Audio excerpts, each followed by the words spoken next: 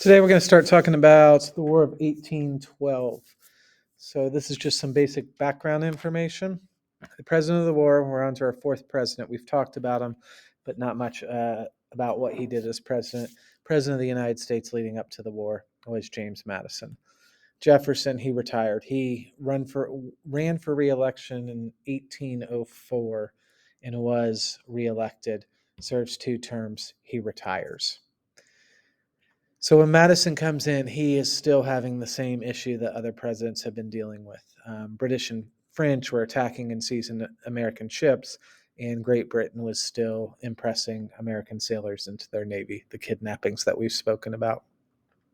So Madison takes an entirely different approach than the other presidents. None of the other presidents, Washington, Adams, and Jefferson, had any success with stopping this. So Madison takes a different approach.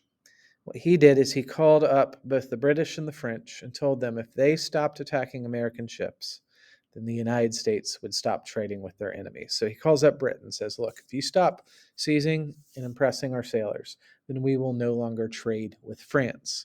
And he was hopeful. Britain doesn't want the United States trading with France because they're at war with the French.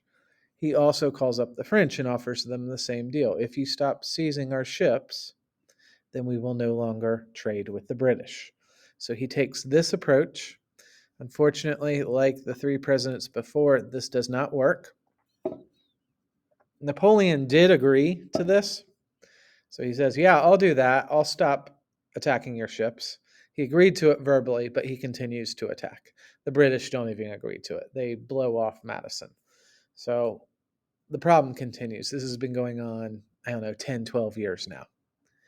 Additionally, the United States is upset because the British have been giving weapons to Native Americans, and they had been doing this for years.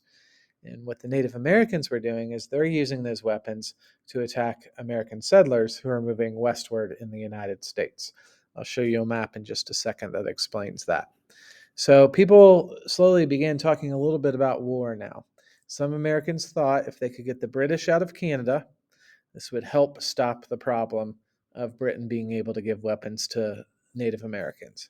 And then they took it a step further, and some were saying if we could get the British out of Canada, the United States could take over Canada and have that be a part of our country. So this is a map of what's going on. This area where you see my cursor, this is all the United States. So this will be a story that we'll talk about a lot throughout the year, but settlers are slowly moving west.